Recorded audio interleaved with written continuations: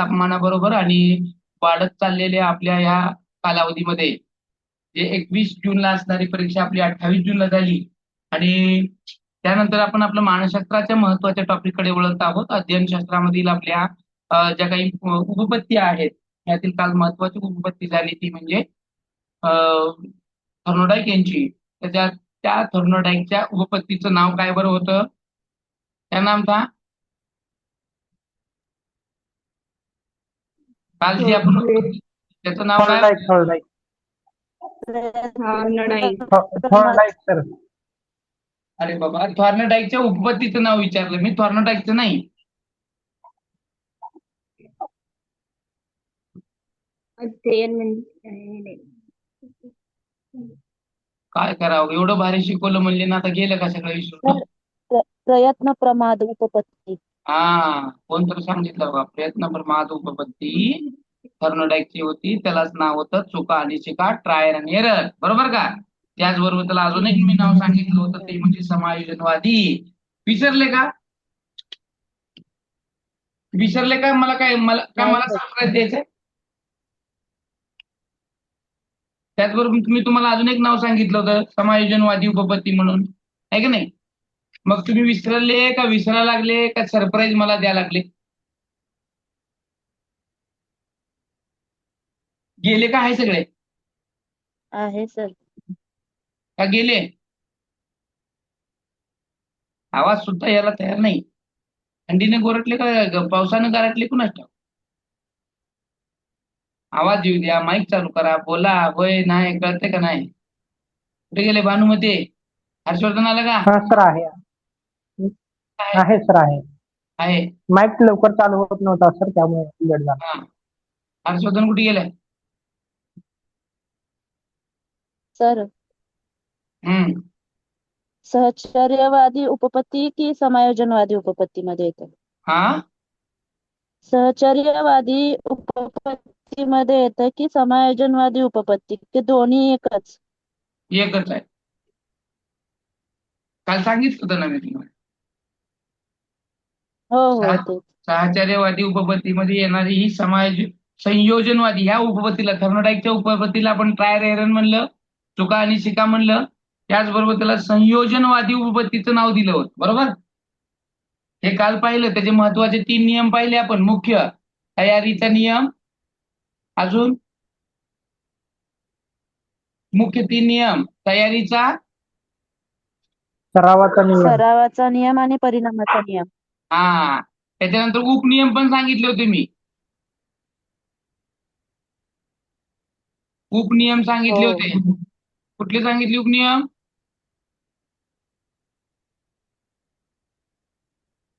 उपनियम. प्रतिक्रियेचा विविधतेचा नियम.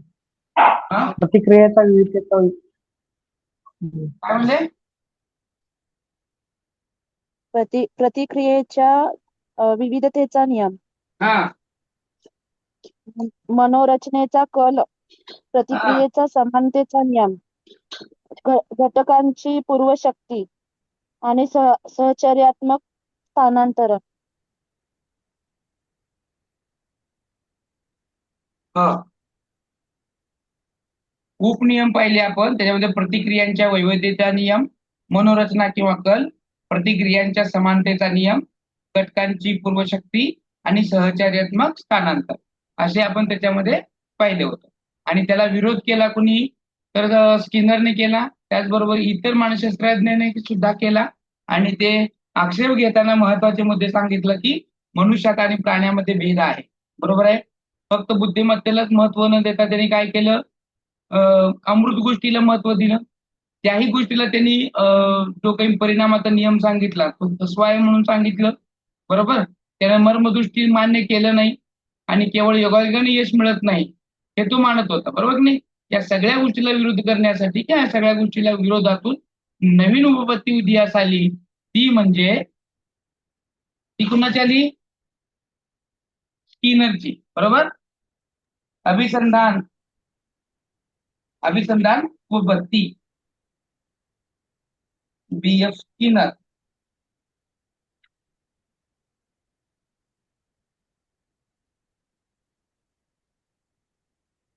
हा BF स्किनर जो होता तो वर्तनवादी मानसशास्त्र, आणि त्याचा जो जन्म आहे तो 1904 आणि तो 1990 तो मरण पावला. बरोबर. आता ह्या BF स्किनरनं त्याला विरोध करत असताना ही जी अभिसंधान आहे, नुसतं अभिसंधान उपपत्ती जी आहे, कारण अभिजात अभिसंधान उपपत्ती ही पावलावची आहे, तर ह्याच्यामधली ही अभिसंधान उपपत्ती, या उपपत्तीचं नाव आहे अभिसंधान उपपत्ती. आता या उपपत्तीतील महत्वाची गोष्ट आपण पाहणार आहोत आणि मग आपण पुढे सरकणार आहोत.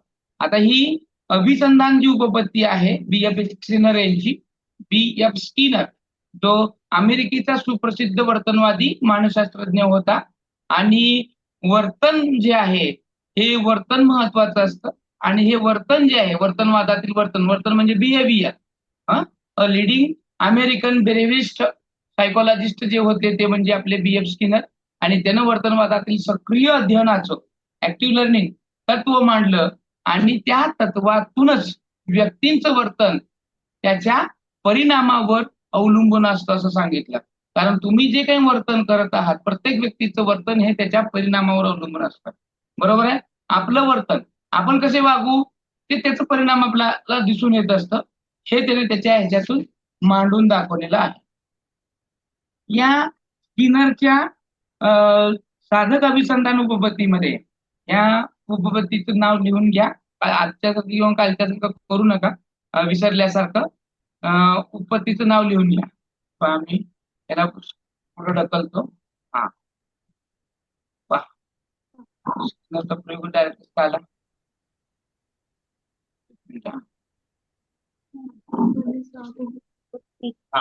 हे बघा, ह्या उत्पत्तीचं नाव आहे साधक अभिसंधान उपपत्ती. साधक अभिसंधान उपपत्ती. बरोबर. आता ह्या साधक अभिसंधान म्हणजे नेमकं काय आहे आणि कशा पद्धतीनं ते घडून येतं हे आता आपल्याला बघायचं आहे.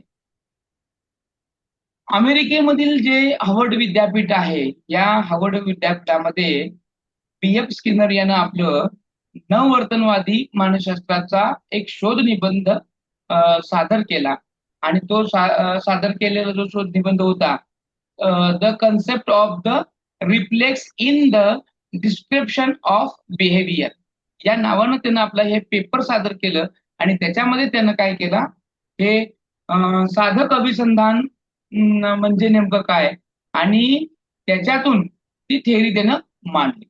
आता साधक अभिसंधान ही जी काही एक अशी प्रक्रिया आहे, साधक अभिसंधान म्हणजे आपण नेमकं पाहूया की अशी प्रक्रिया आहे की जे आपलं इंद्रिय, या इंद्रियांच्या मुक्तपणे होणाऱ्या वर्तनाचं विशिष्ट प्रतिसादाच्या साह्यानं जे दृढीकरण केलं जातं. दृढीकरण म्हणजे काय? दृढीकरण मजबूत, पक्का. दृढीकरण म्हणजे पक्का. म्हणजे एखादी गोष्ट आपण जेव्हा पक्की करतो त्याला आपण काय म्हणतो? दृढीकरण म्हणतो. आता हे जे एखादी गोष्ट दृढीकरण करायची असेल, ती पक्की करायची असेल, ती घट्ट करायची असेल, तर सगळ्यात महत्वाचं काय आहे, तर आपलं जे काही इंद्रियाच्या द्वारे होणारे आपलं वर्तन आहे, हे वर्तन महत्वाचं आहे, आणि त्या वर्तनाला आपण कशा पद्धतीनं प्रतिसाद देतो, आणि ते प्रतिसाद म्हणजे जसं की आता बघा, साप पाहिल्यानंतर आपण पळून तर जातो ना, तर घाबरतो, तर हे पक्कच आहे. एक तर त्याला घाबरतो किंवा पळून जातो. पण हे जेव्हा वारंवार घडतं तेव्हा त्याचं दृढीकरण होतं की साप भरले की पळणं. आता या सगळ्या ज्या गोष्टी आहेत साधक अभिसंधानामध्ये, ह्या सगळ्या जटिल स्वरूपाच्या आहेत. तो नेमकं कसं कार्य करतो हे तर सांगतो. जे वर्तन पर्यावरणावर कार्य करतं आणि त्याचे परिणाम बदलू शकतं असं असतं ते म्हणजे साधक. हे काय आहे? साधक. हे साधकामध्ये किंवा साधक वर्तन जे आहे हे वर्तन ऐच्छिक असतं. कसलं आहे वर्तन आहे? ऐच्छिक वर्तन आहे, आणि हे वर्तन नेहमी उद्देशपूर्ण असतं. नेहमी काय असतं? उद्देशपूर्ण असतं. आता हे झालं साधक. अभिसंधान ही जी प्रोसेस आहे, म्हणजे जेव्हा आपण एखाद्या वर्तनावरती सकारात्मक परिणाम मिळाला तर ते वर्तन पुन्हा होण्याची शक्यता वाढते. जसं की आपण आईनं काय सांगितलं, बाळा तू सकाळी लवकर उठ, पण बाळ काय उठला नाही. पण त्याच्याऐवजी आईनं काय सांगितलं, जर तू सकाळी लवकर उठला तर मी तुला बागेत फिरायला घेऊन जाईन. जर तू सकाळी लवकर उठला तर मी तुला बागेत फिरायला घेऊन जाईन. याच्यानंतर ना त्या बालकाच्या वर्तनात काय फरक होईल का नाही होईल? बाळ लवकर उठेल का नाही? उठेल. का बरं? कारण त्याचे वडील सकाळी बागेत फिरून घेऊन येणार आहे ना त्याला. करेक्ट. आणि म्हणले खरं बागेत फिरायला घेऊन जातो म्हणून, आणि नेलं आणि खरंच घेऊन गेले, तर त्या विद्यार्थ्यावर ती गोष्ट किंवा ते बाबी सकारात्मक होतील का नाही? काय फरक पडेल का नाही? हा. हो, फरक आणि पडेल मग त्याचा. दुसऱ्या दिवशी जरी बाबांनी म्हटलं की आज इथून पुढे तू जो सकाळी लवकर उठला तर मी तुला बागेत कायमच घेऊन जाईल, मग तू उठेल की नाही? हो, उठेल. म्हणजे आवडीने उठेल. तुम्ही त्या वर्तनावरती परिणाम कसा देता. पण तेच जर बाबांनी सकाळी लवकर उठ मी तुला बागेत घेऊन जातो म्हणलं, बाळ उठला पण बाबांनी घेऊनच नाही गेलं, तर दुसऱ्या दिवशी ते मुलगा लवकर उठेल का? नाही उठणार. हा. मग ते परिणाम त्याला टाळाटाळ करेल का नाही? बाबांना सांगितलं हो. ऐकल का? नाही ऐकणार. तो हे अभिसंधान प्रक्रियाच अशी आहे, जर तुम्ही त्याला सकारात्मक परिणाम दिला तर ती दृढीकरण होते, आणि नाही दिला तर त्याचं वर्तन टाळला जातो. आता ह्याच्यासाठी त्यानं काय केलेलं आहे, प्रयोग केला. म्हणजे साधक अभिसंधान कसं होत असतं या संदर्भामध्ये स्किनरनं काय केलं, प्रयोग केला. आता हा स्किनरनं केलेला जो प्रयोग आहे, एक मिनिट हे पुढची स्लाइड गेली वाटतं. हा. आता स्किनरने जो केलेला प्रयोग आहे तसं त्याने 2-3 गोष्टीवरती केला. त्यानं कबुतरावरही प्रयोग केलेला आहे आणि त्याने उंदरावर पण प्रयोग केलेला आहे. प्रयोग एकच आहे. स्किनरच्या ह्या उंदराच्या आणि कबुतराच्या प्रयोगावरून आपल्याला असं सांगायचं आहे की त्याने एक बॉक्स घेतला, स्किनर बॉक्स असं नाव दिलेलं आहे. मग पुढे आता ते चित्र दाखवतो तुम्हाला. एक मिनिट. हा, हे पहा. आता हे आहे उंदीर. स्किनरचं हे बॉक्स आहे. याच्यामध्ये ह्या बॉक्समध्ये त्याने उंदराला ठेवलेलं आहे. त्या ठिकाणी ते खिट्टी आहे, त्याला लिव्हर म्हटलेलं आहे. ते दाबलं की ते काय होणार आहे, ते अन्न आत येणार आहे. हा. आणि मग त्याच्यानंतर ना परत त्याने 2 गोष्टी केल्या. ते बटन दाबल्यानंतर ना अन्न येणं, आणि बटन दाबल्यानंतर ना शॉक बसणं. म्हणजे खालचे जे ग्रीड आहे हे इलेक्ट्रिक ग्रीड केले आणि त्याला करंट पण बसायला दिला. म्हणजे बघा, एखादी गोष्ट जर शिकवायची असेल तर सकारात्मक परिणाम जर दिला, म्हणजे खिट्टी दाबली अन्न आलं, मग ते सारखं तसंच करेल. आणि जर ती खिट्टी दाबली आणि अन्न यायच्या ऐवजी जर शॉक मिळाला तर ते परत खिट्टी दाबल का हो? नाही नाही. जमणार. म्हणून त्याने 2 परिणाम केले, एक सकारात्मक आणि एक नकारात्मक. सकारात्मक साठी बक्षीस दिलं आणि नकारात्मक साठी शिक्षा दिली. म्हणजे हे टाळायचं आहे, हे करायचं नको आहे, म्हणून त्यानं अशा 2 गोष्टी त्यानं वापरल्या. मग ह्या स्किनरच्या जे काही कूटपेटी आहे, ज्याला स्किनर बॉक्स असं नाव दिलेलं आहे, त्या पेटीमध्ये त्यानं काय केलं, विशिष्ट असं जे काही बटन आहे ते दाबलं तर काय होत होतं, अन्न आत येत होतं आणि मग ते उंदराला मिळायचं, उंदीर खायचा, बरोबर की नाही? पण त्याच्यानं काय केलं त्यानं, दुसरं शॉक. नाही. आता इथं 2 प्रयोग केले त्यांनी. काय 2 प्रयोग केले, असं प्रत्येक वेळेस बदलत बदलत प्रयोग केला. काय बदलत प्रयोग केला बघा. पहिल्या वेळेस त्यानं पहिलं डायरेक्ट बटन दाबला की हे जे अन्न आहे हे अन्न आत यायचं, तो खायचा. परत त्यानं त्याच्यात बदल काय केला, हे ज्यावेळेस बटन दाबायचं आहे त्याच्या अगोदर हे जे काही स्पीकर दिले की नाही, ह्या स्पीकर मधून आवाज यायचा तर म्हणून, आणि मग तो खिट्टी दाबायचा आणि मग अन्न यायचं. असं एरीत दाबलं की ते अन्न यायचं नाही. म्हणजे बदल किती केले बघा. म्हणजे तो उंदीर कसं शिकतो, शिकण्यावर फोकस केला ना, शिकण्यावरती. आणि मग त्या उंदरानं स्पीकर दाबलं की उंदर तो खिट्टी दाबायचा आणि मग अन्न आत यायचं. परत त्याच्यामध्ये बदल काय केला, म्हणजे तो त्याच्या ह्याच्यामध्ये बदल होतो का नाही होतो यासाठी त्यानं परत खिट्टी दाबलं की शॉक बसायचं. मग त्यानं खिट्टी दाबायचं नाही. म्हणजे एखादा व्यक्ती एखादी गोष्ट तो शिकू शकतो की नाही, आणि जर शिकत असेल तर ते कशा पद्धतीनं शिकतं आणि त्याला मोटिवेशन मिळतं. त्याच्यासाठी कारणीभूत आहे बक्षीस. काय कारणीभूत आहे? बक्षीस. म्हणजे जर एखादी गोष्ट विद्यार्थ्याला शिकायची किंवा शिकवायची असेल तर आपण त्याला प्रोत्साहन केलं पाहिजे, त्याला बक्षिसं दिली पाहिजे. आणि जर एखादी गोष्ट त्याच्याकडून टाळायची असेल तर आपण नक्कीच त्याला शिक्षा केली पाहिजे, म्हणजे तो त्या गोष्टीपासून तो वंचित राहील, ती गोष्ट तो करणार नाही. अशा सगळ्या बाबी त्यानं ह्या बाबीतून शिकला आणि त्याच्या ह्या प्रयोगावरून त्याने सगळ्या गोष्टी मांडल्या. फक्त स्किनरच्या आणि थॉर्नडाईकच्या प्रयोगामध्ये फरक हा आहे की स्किनरनं फक्त बक्षीसच नाही तर शिक्षेला सुद्धा महत्व दिलं आणि स्किनरनं फक्त प्रोत्साहन तयारीला परिणामाला त्यानं काय केलं होतं महत्व दिलेलं होतं. हे त्याच्यामध्ये आपल्याला फरक जाणवता येतो. स्किनरच्या ह्या जे काही प्रयोग आहे या प्रयोगावरून आपल्याला असं ठळक असं काही पण सांगता येईल. काही पण म्हणजे ठळक वैशिष्ट्य सांगता येतील. काय सांगू शकतो आपण की एखाद्या प्राण्याला आपण अध्ययनाच्या परिस्थितीमध्ये ठेवलं, अध्ययनाच्या म्हणजे एखादी गोष्ट शिकण्याच्या परिस्थितीमध्ये ठेवलं, जसं की या तर तो काय करत असतो, तो त्याला अपेक्षित प्रतिसाद देतो आणि तो ती गोष्ट शिकतो म्हणजे त्याचं अध्ययन पूर्ण होतं. म्हणजे यावरून तो असं सांगतो की जर विद्यार्थ्याला तुम्हाला घडवायचं असेल, शिकवायचं असेल तर त्याला अध्ययनपूरक वातावरण निर्माण करायला पाहिजे.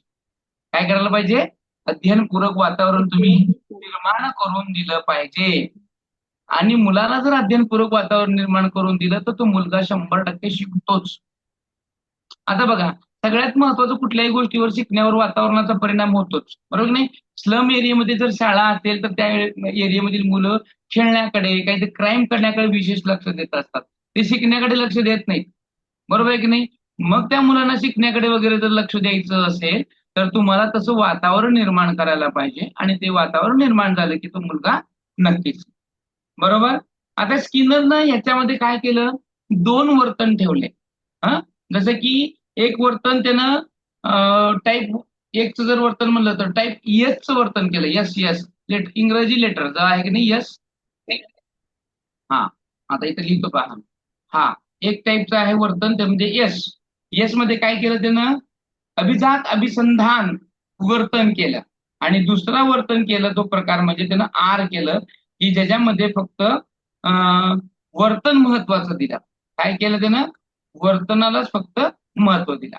म्हणजे काय केलं पहा, यस म्हणजे काय आहे मी काल सांगितलं होतं बघा. यस म्हणजे काय, स्टिम्युलस, स्टिम्युलस, व्हेरी नाईस. आणि आर म्हणजे काय आहे, रिस्पॉन्स. रिस्पॉन्स. अरे वा शाबाश. आता इथं यस म्हणजे स्टिम्युलस. आपण काय करतो, जे काही चेतक आहे त्या चेतकाला आपण यस केलेला आहे. आर म्हणजे काय आहे, प्रतिक्रिया.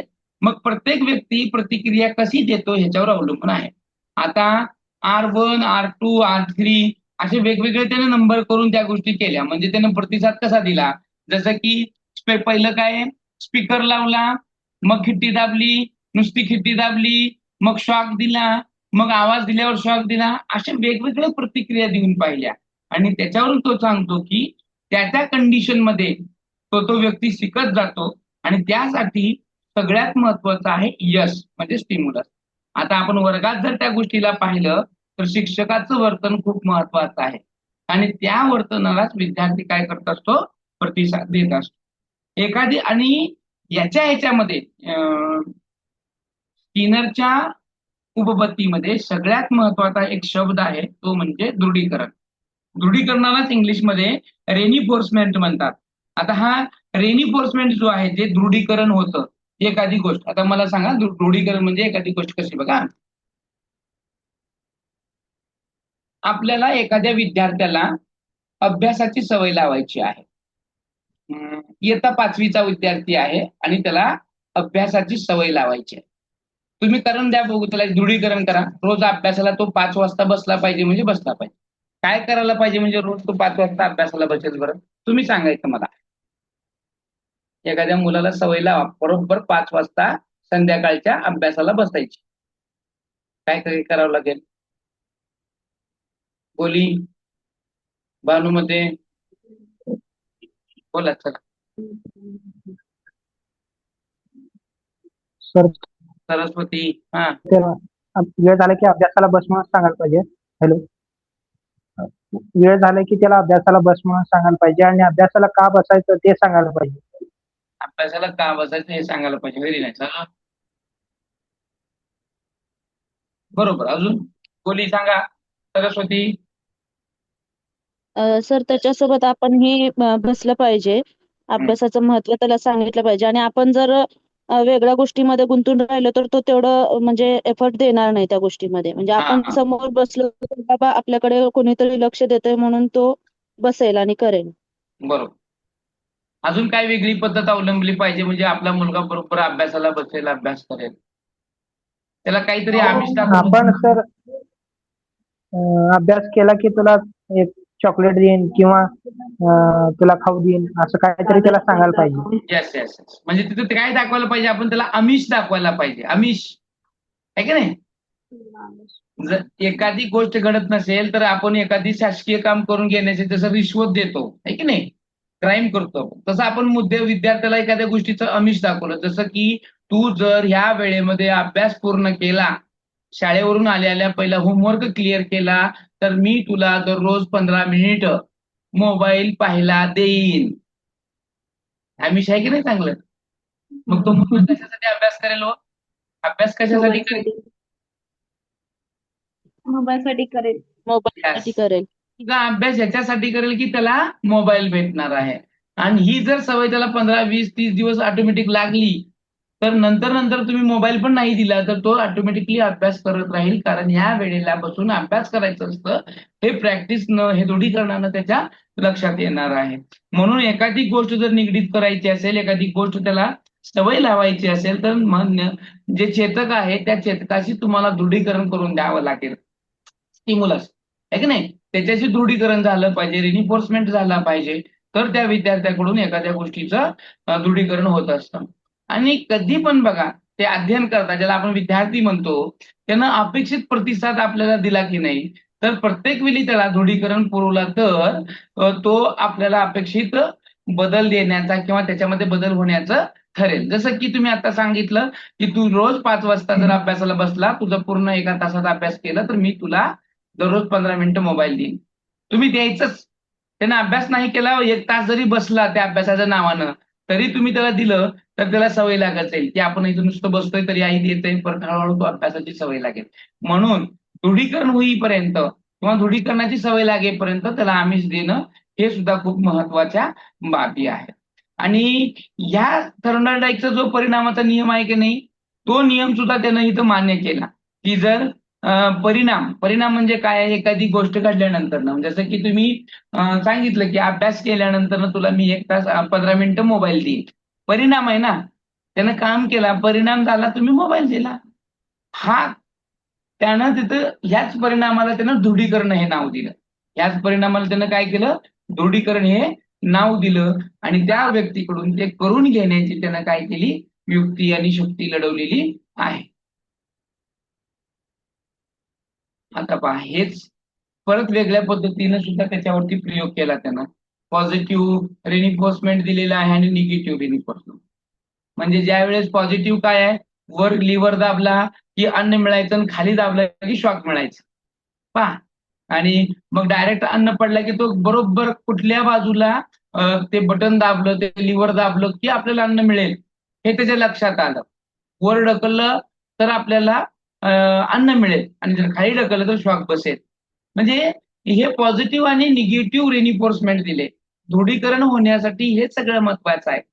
म्हणजे मुलामध्ये एखादी चांगली सवय लावायची असेल तर त्याला सकारात्मक द्या. म्हणजे समजा एखाद्या मुलानं ग्राउंडवरती त्याला 200 रुपयाची नोट सापडली आणि ती प्रामाणिकपणे शिक्षकाला आणून दिली, तर या ठिकाणी शिक्षकानं काय केलं पाहिजे, पॉझिटिव्ह रिइन्फोर्समेंट दिला पाहिजे की निगेटिव्ह दिला पाहिजे.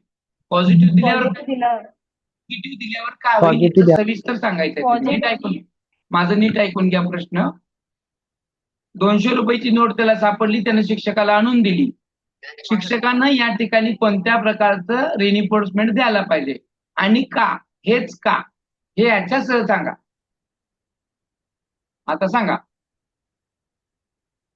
त्यांनी शिक्षकाला म्हणजे उदाहरणार्थ एखाद्या रस्त्यावर जाताना त्याला मुलगाला एका पैसे सापडले 100 किंवा 200 नोटाची, त्यांनी नाही, 200 प्रामाणिकपणे सापडले. जाऊन 200 रुपयाची नोट सापडली.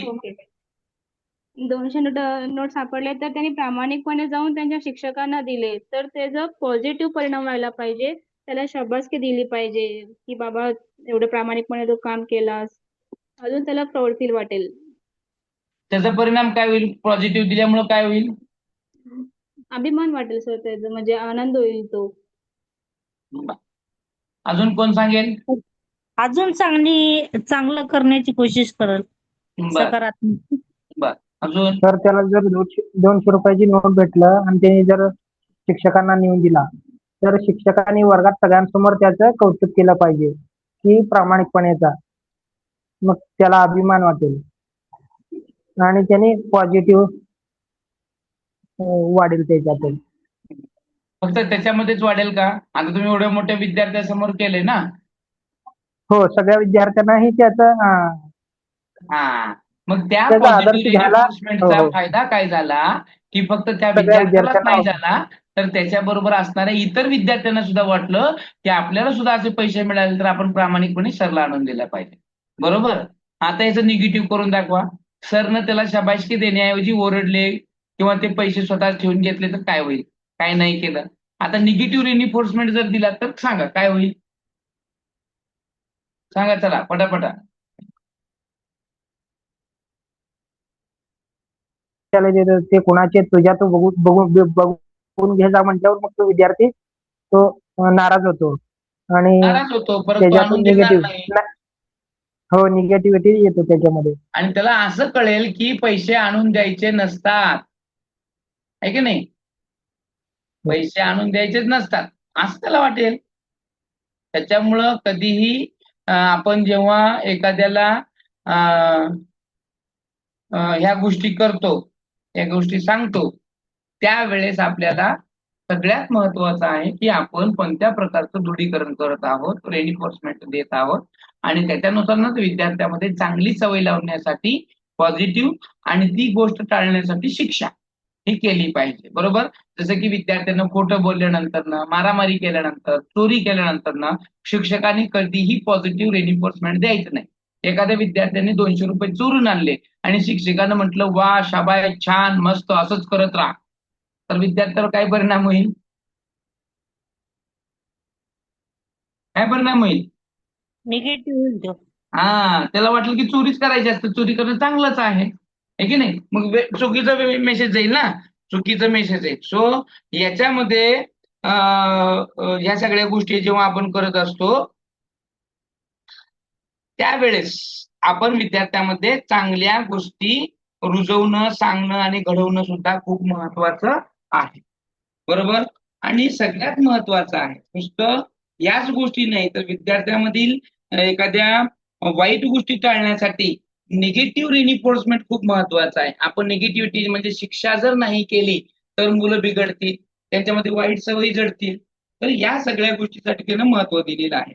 म्हणून जे थर्मोडाईकचा परिणामाचा नियम आहे त्या परिणामाच्या नियमला स्किनरनं मान्य केलं. त्याला गृहीत धरलं की बाबा हे मात्र बरोबर आहे, बाकीच्या नियमाला मी म्हणत नाही पण हे नियम मी मान्य करतो. आता आता ह्या जे प्रयोग होते आता पाहूयात स्किनरच्या बॉक्स किंवा प्रयोगाचं आपण त्या ठिकाणी काय करूयात, अवलोकन करून घेऊयात. प्रयोगाचं लक्ष काय होतं की भूक लागलेलं उंदीर किंवा कबूतर त्यानं ते ठेवलेलं होतं. त्याच्यासाठी त्यानं काय वापरलं, स्किनरचा बॉक्स वापरला की तो त्याला त्यानं ऑपरेंट चेंबर असं नाव दिलेलं होतं. त्याच्यासाठी काय केलं त्यानं, त्या उंदराला त्यानं त्या ह्याच्यामध्ये बॉक्समध्ये सोडला आणि तो कशा प्रकारच्या हालचाली करतो त्याच्या नोंदी घेतल्या. नोंदी करून तो त्या बटनाला किंवा लिव्हरला त्यानं जे योगायोगानं दाबलेलं आहे ते पाहिलं आणि जेव्हा त्याने योगायोगानं त्याला दाबलेलं होतं त्यावेळेस त्याला त्या अन्नाचा गोळा त्याला मिळालेला होता. अन्नाचा गोळा मिळाला याचा अर्थ त्याला बक्षीस मिळाल्यासारखं होतं, आहे की नाही? म्हणून उंदरानं परत काय केलं, जाणीवपूर्वक ते लिव्हर दाबायला सुरुवात केली. हे त्याला या ठिकाणी सांगायचं होतं आणि हे स्किनरच्या बॉक्समधून आपल्याला निदर्शनास आलं. याच्यावरून सुद्धा आपल्याला या स्किनरच्या जे काही अध्ययन बॉक्स आहे किंवा स्किनरचं जे बॉक्स आहे याच्यातून विद्यार्थ्यांसाठी अध्ययन दृढ करणारे घटक कसे आहेत, तो म्हणजे आहे प्रबलन, आहे की नाही? आता प्रबलन म्हणजे रिइन्फोर्समेंट. हे करण्यासाठी काय होईल बरं, असं कोणतंही परिणाम ज्याच्यामुळे वर्तन पुन्हा होण्याची शक्यता वाढते त्याला आपण प्रबलन म्हणतो. जसं की फक्त चॉकलेटच द्या किंवा प्रत्यक्ष वस्तूच द्या याच्यातून प्रबलन वाढत नाही. कधी कधी आपण वर्गामध्ये विद्यार्थ्यांनी एखाद्या प्रश्नाचं उत्तर सांगितलं तर आपण त्या ठिकाणी शाब्दिक प्रबलन सुद्धा देऊ शकतो. जसं की वा छान सुंदर, किती मस्त उत्तर सांगितला किंवा किती छान तू प्रयत्न केला, या शब्दाने सुद्धा विद्यार्थ्यामध्ये काय होऊ शकतं, एका प्रकारचं वर्तन बदल होऊ शकतो आणि तो सकारात्मक असतो. पण त्याऐवजी एखाद्या विद्यार्थ्यानं जर चुकीचं उत्तर दिलं आणि त्याला आपण चुकीचं म्हणजे नकारात्मक प्रबलन जर दिलं तर त्या विद्यार्थ्यावर परिणाम होऊ शकतो. उदाहरणार्थ आता एखाद्या विद्यार्थ्यानं चुकीचं उत्तर दिलं आणि त्यावेळेस सरांनी लगेच सांगितलं, बस मूर्खा गाढव, तुला नेहमीच असं होतं, तुझं लक्ष कुठं असतं, गाढव गाढव असं सारखं जर म्हणलं तर त्या विद्यार्थ्यावर चुकीचा परिणाम होऊ शकतो. मग तो विद्यार्थी त्याचा आत्मविश्वास गमावून बसतो आणि परत कधी उठून उत्तर सांगण्याचा प्रयत्न करत नाही. त्यासाठी या अध्ययन दृढ करणाऱ्या घटकामध्ये प्रबलन हे इतकं महत्वाचं स्ट्रॉंगेस्ट फॅक्टर आहे विद्यार्थ्यामध्ये एखादं अध्ययन दृढ करण्यासाठी. तर त्या प्रबलनामध्ये हे सकारात्मक प्रबलन काय करतं, विद्यार्थ्यामध्ये मोटिवेशन निर्माण करण्याचं काम करतं, त्याच्यामध्ये आत्मविश्वास निर्माण करतं, चुकलेल्या उत्तराला परत दुरुस्त करण्याचा एक मोका देतो. त्यामुळं विद्यार्थ्यामध्ये एक सकारात्मक बदल घडवून आणण्यासाठी शिक्षकानं नेहमी सकारात्मक प्रबोधन द्यायला पाहिजे.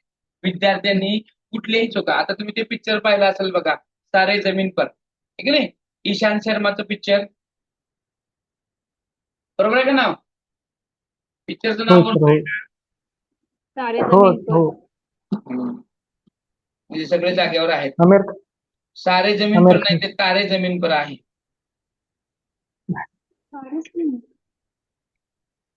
आता ते तारे जमीन पर जे पिक्चर आहे त्यामध्ये ईशांत शर्माची भूमिका किती महत्वाची होती. त्यावेळेस शिक्षकांनी त्याला कशा पद्धतीचं प्रबोधन केलं आणि जेव्हा तो आमिर खान आला आणि त्याच्या प्रबोधनामध्ये त्यानं सकारात्मक प्रबोधन वापरून त्या विद्यार्थ्यामध्ये त्या विद्यार्थ्याच्या वर्तनात कसा बदल केला, हेच अध्ययनामधील सगळ्यात महत्वाचं एक स्ट्रॉंगेस्ट फॅक्टर आहे.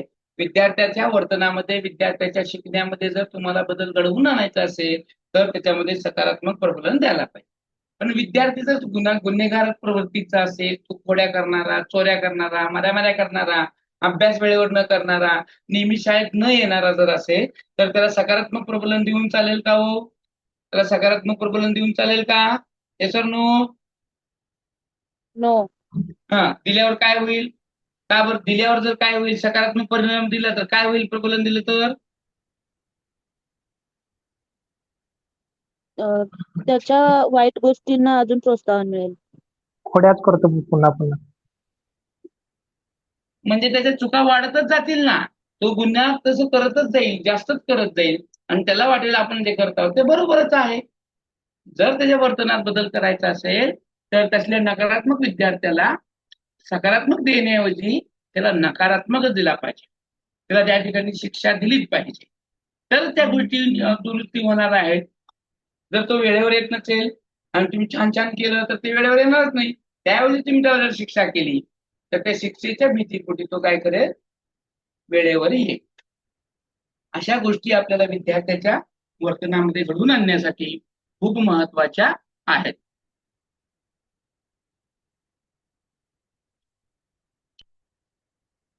आता वर्तन कमी करणारे घटक, त्याच्यामध्ये सगळ्यात मोठा आहे पनिशमेंट, ज्याला आपण शिक्षा म्हणतो, बरोबर?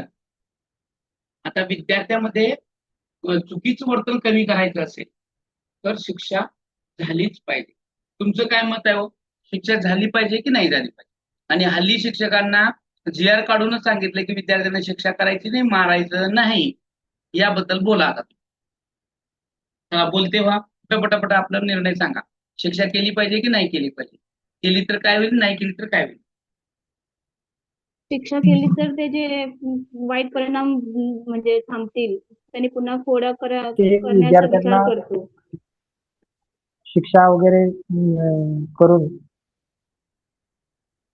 शिकवलं पाहिजे, म्हणजे त्यांना एक शिस्त लावण्यास.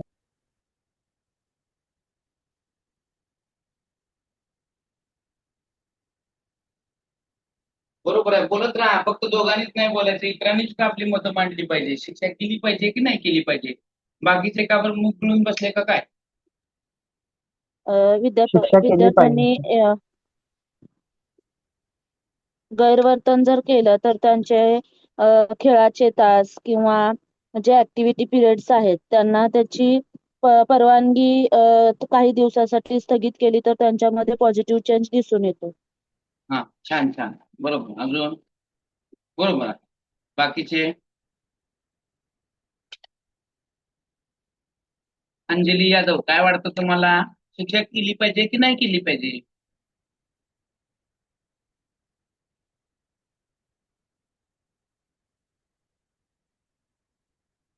शिक्षा म्हणजे सर मारहाण न करता इतर शिक्षा केली पाहिजे. बरोबर. जसं की त्यांना शिक्षा म्हणजे एका फक्त काही शारीरिक इजा नव्हे, शारीरिक हो शिक्षा देणे नव्हे, शाब्दिक पण असू शकते किंवा एखाद्या गोष्टीपासून, त्याच्या आवडणाऱ्या गोष्टीपासून आपण वंचित ठेवतो. आता चालू वर्षी आपल्याला मूल्यवर्धन विषय आलेला आहे पहा. विद्यार्थ्यामध्ये मूल्य घडवण्यासाठी मूल्यवर्धन नावाचा विषय आला आपल्याकडे, बरोबर. आणि त्या मूल्यवर्धनातून आपण विद्यार्थ्यामध्ये सकारात्मकच सूचना दिल्या, सकारात्मकच शिक्षा केल्या. म्हणजे जसं की एखादा मुलगा शाळेत उशीर आला किंवा एखादा मुलगाने शाळेमध्ये नियम तोडले, तर त्या नियमासाठी किंवा ते नियम दुरुस्त करण्यासाठी त्याला शिक्षा नाही द्यायची, तर त्याला एक परिणाम करायचा. काय परिणाम करायचा? की त्या मुलाला कोणीही बोलायचं नाही, कोणीच बोलायचं नाही. त्याने नियम तोडला तर कोणीही बोलायचं नाही. त्याच्यावर परिणाम होईल का नाही? आपण त्याला कुठल्या प्रकारची शिक्षा केली का? हानी केली का? काय केलं? वर्तनात बदल केला. त्याच्याशी कुणीच बोलायचं नाही. मग त्याच्यात जर कुणीच नाही बोललं तर ते मुलगा परत ती चूक करेल का? करेल का? मग शिक्षा म्हणजे फक्त एक शारीरिक शिक्षा देणंच ही शिक्षा आहे का? असे वेगवेगळे प्रकार आहेत जे विद्यार्थ्यामध्ये परिवर्तन घडवून आणतात. म्हणून सगळ्यात महत्वाची गोष्ट स्किनरनं या ठिकाणी तीच सांगितली. विद्यार्थ्यामधील चुकीचं सवयी कमी करायची असेल तर पनिशमेंट दिली गेली पाहिजेच.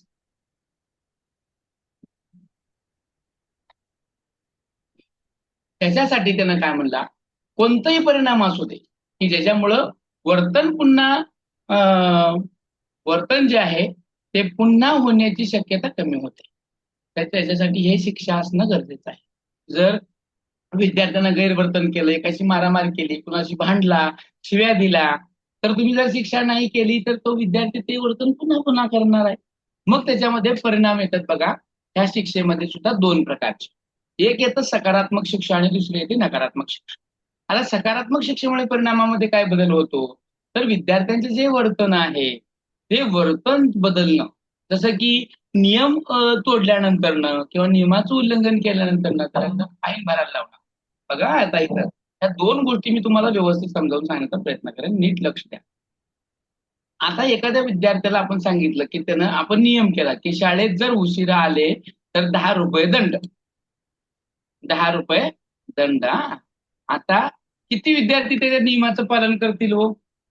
ज्या विद्यार्थ्याकडे पैसे नाहीत असे विद्यार्थी त्या दंडांचं पालन करतात. पण ज्या विद्यार्थ्याकडे पैसा अमाप आहे, बापाकडे पैसा भरपूर आहे, ते विद्यार्थी 10 रुपये भरायचे, त्याला काय होतं? येऊ अजून उशिरा. ते विद्यार्थी नियम तोडणारच, त्याला पैशाचा काही संबंध येणार नाही. म्हणून सकारात्मक शिक्षेमध्ये सुद्धा अशा गोष्टी घातल्या गेल्या पाहिजे, जसं की जर तू वेळेत नाही आला किंवा वर्गात जर कचरा केला तर तुझ्याशी आम्ही कोणी बोलणार नाही, किंवा 8 दिवस तू स्वतःच वर्ग स्वच्छ करायचा, आहे की नाही? किंवा शाळेतल्या बागेला झाडाला पाणी घालायचं, आहे की नाही? असा परिणाम विद्यार्थ्यामध्ये झाला पाहिजे की त्याचा परिणाम त्याला खूप मोठं भोगावं लागेल. तू जर हे केला तर तुला आम्ही कोणीच बोलणार नाही, तुला वर्गासमोर हे करावं लागेल, ते करावं लागेल. आता बघा, मी सुद्धा माझ्या वर्गामध्ये हे परिणाम करून पाहिला की हल्ली काय होतं, विद्यार्थ्यामध्ये शिव्या देण्याचं प्रमाण खूप मोठं आहे, बरोबर आहे की नाही? मग विद्यार्थी शिव्या दिल्यानंतर, सांगितलं किंवा मारल्यानंतरही त्याचा परिणाम कमी होत नाही. तुम्ही विद्यार्थ्यांना कितीही मारा, ते शिव्या द्यायचं देतच राहतात किंवा मारामारी करायचं ते मारत जातात. परंतु असं काहीतरी वेगळं केलं पाहिजे, म्हणजे ते गेलं पाहिजे. म्हणून मी काय केलं, एखाद्या विद्यार्थ्याने जेव्हा शिवी दिली तर त्याला सांगितलं, वर्गात सगळ्यासमोर परत शिव्या देऊन पहा. हे कुणी एकानेच ऐकलं होतं, आता आम्हाला सुद्धा ऐकू येतो किती भारी भारी शिव्या देतो. दे म्हणलं शिवी, चल ये पुढे ये, आणि त्या शिवीचं एक्सप्लेनेशन सुद्धा करायचं, ते त्याचा अर्थ काय, शिवी द्यायची आणि ती शिवी देऊन त्याचा अर्थ एक्सप्लेन करायचं की ह्याचा अर्थ असा होतो. ते देईल का हो परत शिवी, किंवा सांगेल का, त्याचं एक्सप्लेनेशन करू शकेल का? काय परिणाम होईल मुलावरती, काय परिणाम होईल? तर तो शिवाज येणारच नाही कधी का बरं वर्गात. देणार नाही? का बरं देणार नाही? ते शिवीचं एक्सप्लेनेशन काय करेल, ते काय करू शकेल मला सांग? किंवा सगळ्यासमोर विद्यार्थ्यासमोर ते विद्यार्थी शिवी देऊ शकेल का? नाही. असे परिणाम आपल्याकडून झाले पाहिजे, असं परिणाम विद्यार्थ्यामध्ये घडून आला पाहिजे. नकारात्मक शिक्षा काय असते की एखादं वर्तन, वांछनीय वर्तन विद्यार्थी जेव्हा करतो तर तेव्हा त्याच्याकडून ते स्टिम्युलस काढून घ्यायचं. म्हणजे वाईट वागल्यानंतर ना विद्यार्थ्याच्या खेळायला जाण्याचे स्वतंत्र काढून घ्यायचं. तू नीट नाही वागलं तुला खेळायला सोडणारच नाही मी. म्हणजे तो काय करेल, परत ती गोष्ट करेल का, करणारच नाही. म्हणजे त्याच्याकडनं असणारं स्वातंत्र्य काढून घ्यायचं. तू जर नीट नाही वागला तर मी तुला हे देणार नाही किंवा इकडे जाऊ देणार नाही, ते करणार नाही, हे करणार नाही. असे परिणाम जे असतात ते परिणाम विद्यार्थ्यामध्ये घडून येणं खूप गरजेचं आहे. म्हणून नकारात्मकता किंवा पनिशमेंट ही इतक्या महत्वाची आहे की ज्याच्यातून त्याच्या विद्यार्थ्याच्या वर्तनामध्ये बदल घडवून आणण्यास मदत करतं. आलं लक्षात? लक्षात आलं का नाही? होय सर. समजतंय का डोक्याच्या वरनं चाललंय? समजते. समजते. काय म्हणताय की? समजते सर. हा, आता पुढचा जो भाग येतो तो पहा. आता स्लाइड चेंज होत आहे, एकच मिनिट. हा, आता पहा. आता हे साधक अभिसंधानाचा शैक्षणिक उपयोग. आता हे जे तुम्ही साधक अभिसंधान केलं त्याच्या वर्तनाला आकार तुम्ही दिला, त्यानं व्यवस्थित एक काम केलं, त्याला तुम्ही प्रेरणा दिल्या आणि त्याच्यातून त्या विद्यार्थ्यामध्ये नेमका बदल कशा प्रकारचा होतो हे जर पाहायचं असेल तर आपल्याला त्याचे शैक्षणिक उपयोग पाहणं गरजेचं ठरणार आहे. त्यात पहिलं आहे, विद्यार्थ्याच्या वर्तनाला आकार देण्यासाठी साधक अभिसंधान हे खूप महत्वाचं आहे. सांगू शकाल का? कोण सांगू शकेल? वर्तनाला आकार देण्यासाठी साधक अभिसंधान महत्वाचं आहे की नाही? आहे की नाही? तर साधक अभिसंधान म्हणजे काय सर?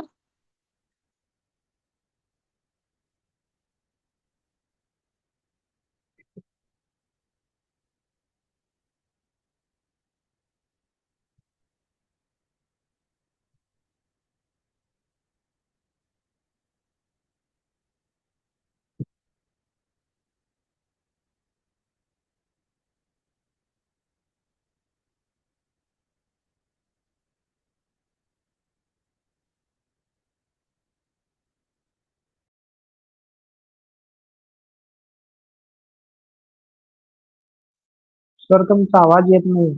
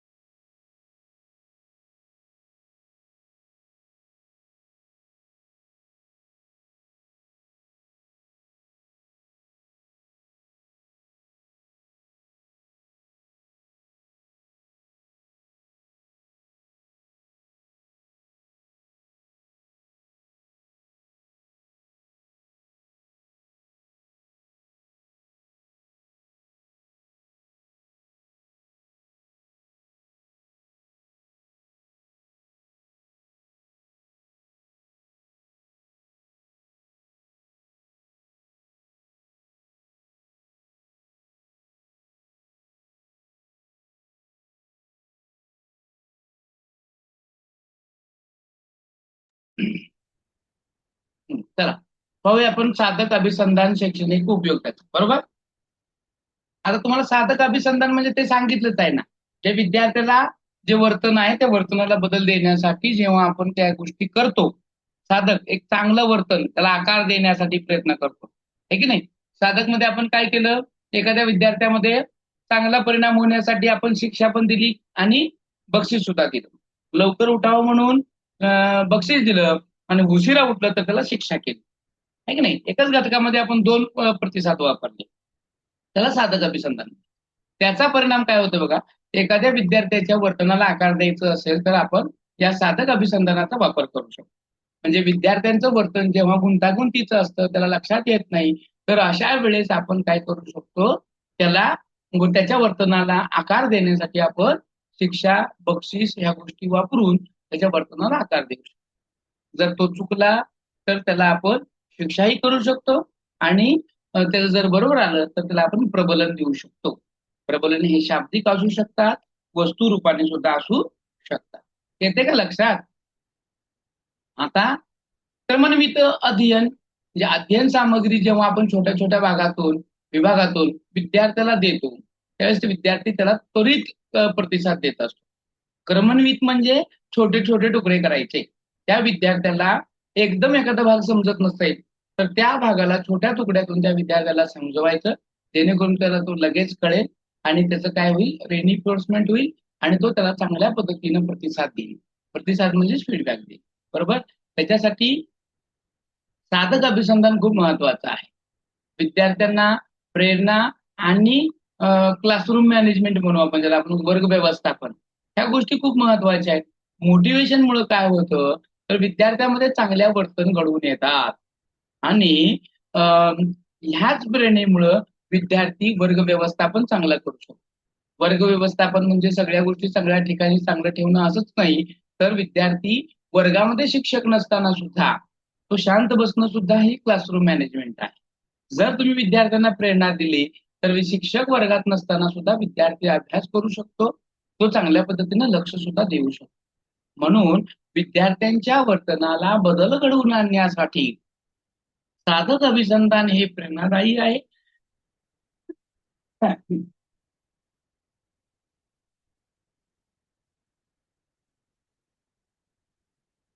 आणि विद्यार्थ्यांच्या वर्तनामध्ये त्वरित बदल घडवून आणण्यासाठी आणि सातत्यपूर्ण त्याच्यामध्ये बदल घडवण्यासाठी हे प्रेरणा महत्वाची आहे. त्यामुळं साधक अभिसंधान जेव्हा आपण हे विद्यार्थ्यामध्ये घडवत असतो, त्याच्या वर्तनाला जेव्हा आपण चांगलं आकार देत असतो, वर्तनामध्ये बदल घडवून आणत असतो, तेव्हा हे साधक अभिसंधान खूप महत्वाचं ठरतं. अशा प्रकारे आपल्या स्किनरनं आपल्या उपपत्तीतून विद्यार्थ्यांना अध्ययन कसं घडवून आणायचं या बाबतीमध्ये महत्वपूर्ण गोष्टी सांगितलेल्या आहेत. मला लक्षात. तर अशा प्रकारे आज आपण साधक अभिसंधान ही उपपत्ती एक चांगल्या प्रकारे शिकलेलो आहोत. यानंतर आपला सामाजिक शास्त्राचा भूगोलाचा विषय असेल.